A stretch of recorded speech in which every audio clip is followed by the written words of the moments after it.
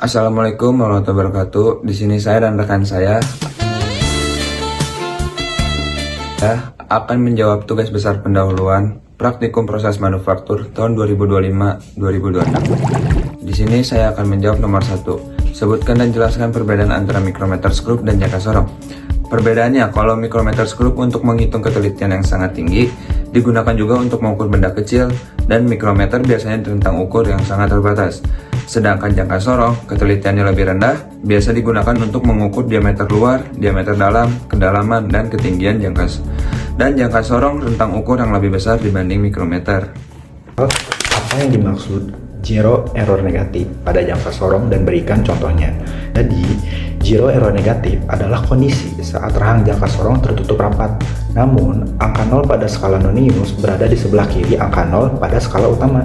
Ini berarti alat ukur menunjukkan nilai yang lebih kecil dari 0.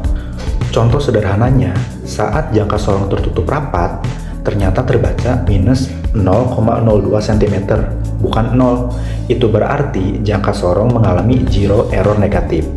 Misalnya, saat mengukur panjang benda, hasil yang terbaca adalah 4,50 cm.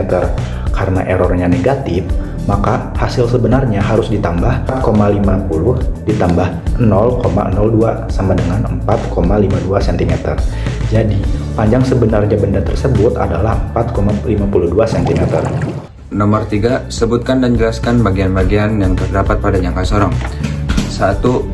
Rahang tetap, bagian yang diam. Rahang geser, bagian yang digerakkan untuk menjepit.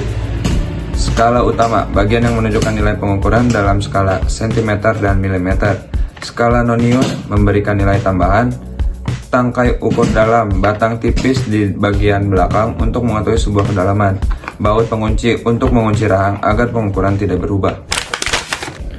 Selanjutnya, saya akan menjelaskan soal nomor 4, di mana soalnya sendiri yaitu sebutkan dan jelaskan jenis-jenis mesin milling. Nah, ada beberapa jenis mesin milling. Untuk yang pertama itu ada yang jenisnya vertikal, di mana untuk yang jenis vertikal sendiri, spindle berada dalam posisi tegak lurus terhadap meja. Pisau atau cutternya biasanya berbentuk silinder atau end mill untuk menyayat permukaan atas benda. Nah, untuk yang keduanya itu ada yang jenisnya horizontal, di mana spindle berada pada posisi mendatar. Pisaunya atau cutternya dipasang pada poros penyangga atau arbor. Ini efektif untuk menyayat area yang luas dan dalam, seperti alur raksasa. Nah, yang ketiganya ada yang jenis universal, di mana yang jenis universal sendiri memiliki dasar mesinnya horizontal, namun mejanya bisa diputar secara horizontal sekitar 45 derajat untuk membuat profil miring seperti roda gigi helix. Sebutkan macam-macam eretan atau support pada mesin bubut. 1. Eretan memanjang. Eretan yang kedudukannya pada meja mesin dan dapat bergerak ke kiri dan ke kanan. Sepanjang alas mesin di dalamnya terdapat alat mekanik untuk menggerakkan eretan tersebut secara otomatis atau digerakkan dengan tangan. Yang kedua ada eretan melintang. Terletak di atas eretan memanjang dan melintang terhadap meja.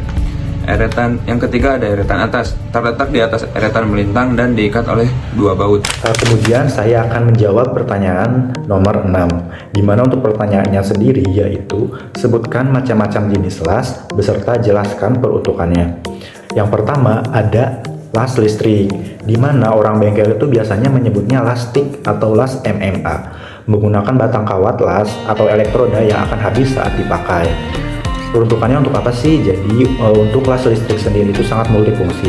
Biasanya digunakan untuk pagar, tralis, konstruksi bangunan, contohnya seperti rangka atap dan juga jembatan. Kemudian las listrik sendiri itu sangat tahan banting untuk kerja di luar ruangan. Nah, yang kedua itu ada las karbit atau las OAW. Nah, kenapa sih disebut las karbit? Nah, disebut las karbit karena menggunakan gas asetilin yang dihasilkan dari batu karbit dan juga oksigen. Untuk peruntukannya biasanya untuk menyambung pelat tipis, knalpot motor, atau memperbaiki bodi mobil. Sering juga dipakai untuk memotong besi secara manual menggunakan api.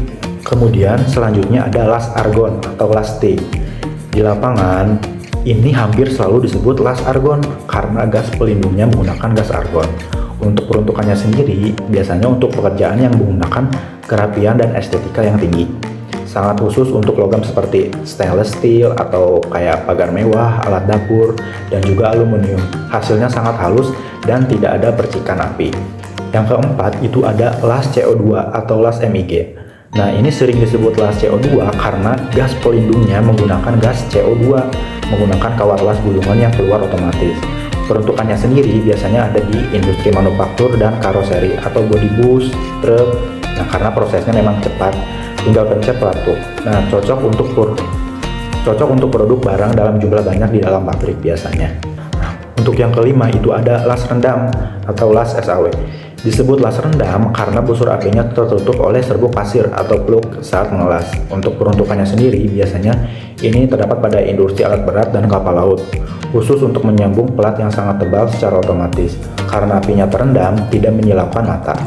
Apa yang dimaksud dengan SolidWorks? SolidWorks adalah software CAD 3D yang mudah untuk digunakan. Selanjutnya, saya akan menjelaskan soal nomor 8. Tools apa saja yang terdapat pada SolidWorks? Nah, untuk yang pertama itu ada Sketch Tools, di mana biasanya fungsinya untuk membuat gambar 2D atau 2 dimensi. Nah, ini langkah awal untuk membuat sebelum nantinya dijadikan objek 3D.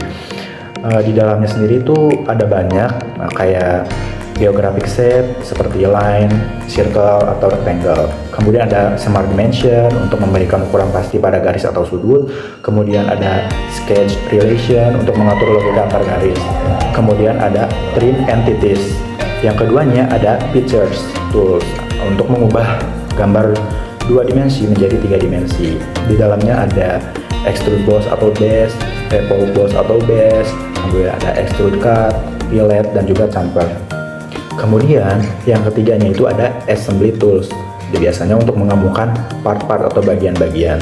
Di dalamnya itu ada Insert Komponen, kemudian ada Make, selanjutnya ada Evaluation and Drawing, biasanya untuk menganalisis dan menggambar kerja.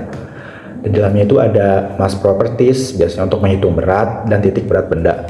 Kemudian ada Measure untuk mengukur jarak antar titik pada model 3D.